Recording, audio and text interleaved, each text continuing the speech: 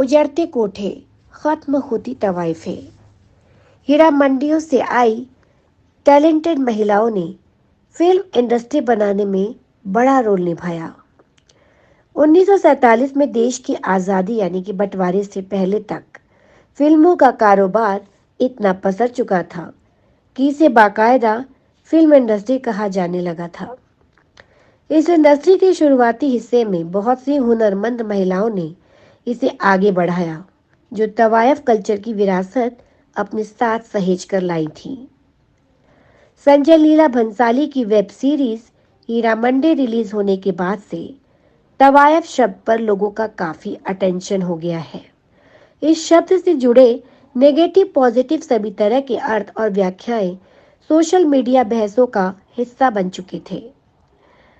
मगर जिस एक चीज पर अक्सर बहुत कम ध्यान जाता है वो है तवायफ कल्चर से निकली टैलेंटेड महिलाएं और फिल्म इंडस्ट्री की शुरुआत में उनके हुनर का रोल। 1857 के पहले स्वतंत्रता संग्राम को कुचलने में कामयाब हो चुके अंग्रेजों ने नवाबों और रियासतों पर लगाम लगानी शुरू की। कद्रदान कमजोर हुए तो कोठे और तवाइफों पर भी असर पड़ा। पैसे वालों और रईसों के बिना कोठे, जो कभी संगीत और नृत्य के जीवंत केंद्र थे, धीरे धीरे बदनाम होते गए। 20वीं सदी की शुरुआत से ही कोठे दम तोड़ने लगे थे, जो कभी शाही रुतबे वाली तवाइफें थी। उन्हें अब अपनी जिंदगी चलाने के लिए नए रास्ते तलाशने थे और कोठों से निकली कई टैलेंटेड महिलाओं को अपने हुनर के साथ एक नई जिंदगी का अवसर दिया फिल्मों ने। 1913 में पहली भारतीय फिल्म दादा साहब फाल्के की राजा हरिश्चंद्र रिलीज हुई। सिनेमा के देश में पैर पसारने शुरू हो गए और 1947 में देश की आज़ादी से पहले तक फिल्मों का कारोबार इतना पसर चुका था कि इसे बाकायदा फिल्म इंडस्ट्री ही कहा जाने लगा। तो आपको बताते हैं कुछ ऐसी ही महिलाओं के बारे में जो कि बहुत ही हुनरमंद थी और जो तवायफ कल्चर की विरासत अपने साथ सहेज कर फिल्म इंडस्ट्री में आई थी। इसमें सबसे पहला नाम है फातिमा बेगम। इंडियन सिनेमा की पहली फीमेल डायरेक्टर कही जाने वाली फातिमा बेगम को कथित रूप से सचिन रियासत के नवाबजादे सिद्दी मोहम्मद यकूत खान की पत्नी बताया जा रहा है, मगर वो असल में एक तवायफ परिवार से आती थी और नवाब से उनका रिश्ता लंबा चला था। 1922 में एक्टिंग डेब्यू करने वाली फातिमा बेगम ने 1926 में अपना प्रोडक्शन हाउस शुरू किया था। 1926 में ही उन्होंने बुलबुले परिस्तान डायरेक्टर की और पहली फिल्म डायरेक्टर बनी। उनकी फिल्मों ने ट्रिक फोटोग्राफी से स्पेशल इफेक्ट्स दिखाने शुरुआत की। अपने प्रोडक्शन के अलावा वो अपने ज़माने के बड़े स्टूडियोज़ कोहिनूर स्टूडियो और इंपीरियल स्टूडियोज़ के लिए एक्टिंग, डायरेक्शन, राइटिंग और प्रोडक्शन का काम भी देखती थी। फातिमा बेगम की बेटी जुबेदा पहली भारत की टॉकी यानी कि आवाज़ वाली फिल्म आलमारा में एक्ट्रेस थी और साइलेंट फिल्मों की स्टार रहीं। जद्दन बाई हिंदुस्तानी सिनेमा की पहली फीमेल म्यूजिक डायरेक्टर कही जाने वाली जद्दन बाई 1892 में इलाहाबाद के एक कोठे पर पैदा हुई थी। क्लासिकल संगीत की ट्रेनिंग से वो बेहतरीन गायक और अपनी माँ दलीपा बाई से भी मशहूर तवायफ बनी। 1933 में जद्दन बाई ने एक्टिंग शुरू की और कुछ फिल्में करने के बाद उन्होंने संगीत फिल्म्स नाम से अपना प्रोडक्शन हाउस शुरू कर दिया।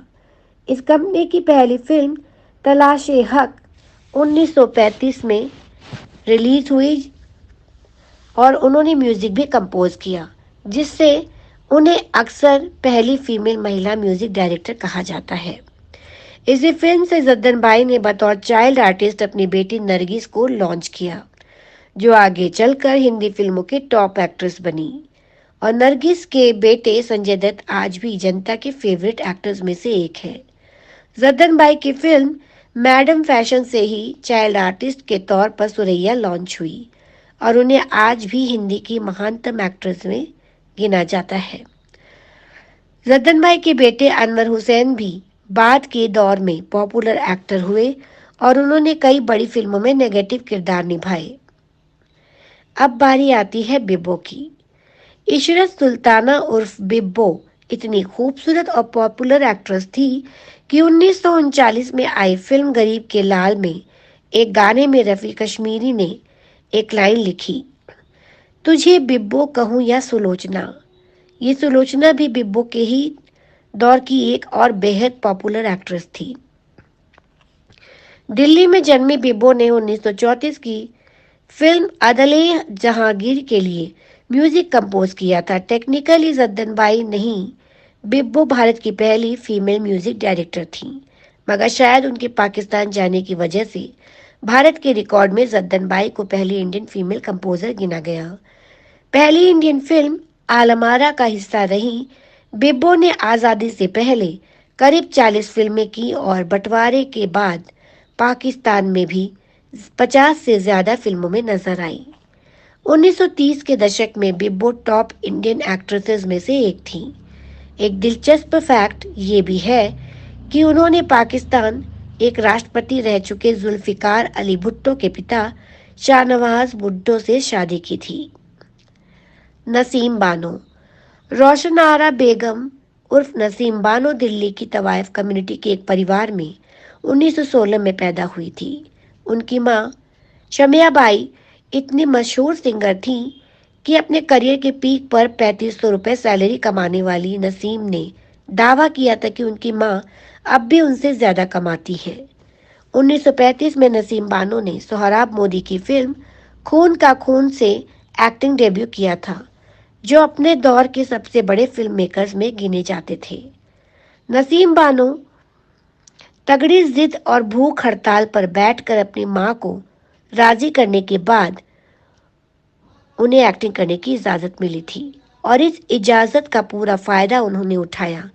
नसीम बानो ने अपने करियर में 20 से ज्यादा फिल्में की और बड़े प्रोडक्शंस में काम किया। उनकी पुकार, शीश महल और चल चल रे नौजवान अपने दौर की बहुत पॉपुलर फिल्में हैं।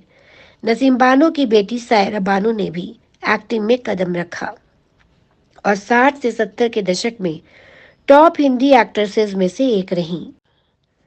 लाहौर की हीरा मंडी एरिया में जन्मी नरगिस बेगम उर्फ निग्गो के डांसिंग स्किल्स ने उन्हें एक्टिंग का मौका दिलाया। पाकिस्तानी फिल्म इंडस्ट्री में ये बात आम थी कि फिल्म मेकर्स हीरा मंडी से अपनी फिल्मों के लिए टैलेंटेड लड़कियों को कास्ट करते थे। निग्गो भी ऐसे ही आई और उनकी पहली ही फिल्म इशरत, जो कि 1965 में रिलीज हुई, ने दर्शकों और फिल्म मेकर्स को उन्हें फेवरेट बना दिया। उन्होंने 100 से ज्यादा फिल्मों में काम किया और पाकिस्तानी फिल्मों की फेवरेट आइटम गर्ल रही। निग्गो ने तो हीरा मंडी छोड़ी, मगर हीरा मंडी ने उन्हें नहीं छोड़ा। 1972 में निग्गो ने अपनी फिल्म के प्रोड्यूसर ख्वाजा मजहर से शादी की, मगर हीरा मंडी का ट्रेडिशन कहता था कि वहां की कोई लड़की तब तक बाहर शादी नहीं कर सकती जब तक उन्हें इसके बदले मुआवजा न दिया जाए। सारी कोशिशें नाकाम होने के बाद निग्गो की मां ने बहाना बनाया कि वो बीमार है और एक आखिरी बार उनसे मिलना चाहती हैं। निग्गो गई तो उन्हें हीरा मंडी में रहने के लिए ही ब्रेन वॉश कर दिया गया। इधर उनके न वापस आने से परेशान उनका पति गुस्से में हीरा मंडी पहुंचा और उसने निग्गो पर उनकी मां के घर में ही फायरिंग कर दी। निग्गो के मामा ऑडियो म्यूजिशियन भी इस घटना में मारे गए। तो बॉलीवुड में आज के लिए इतना ही।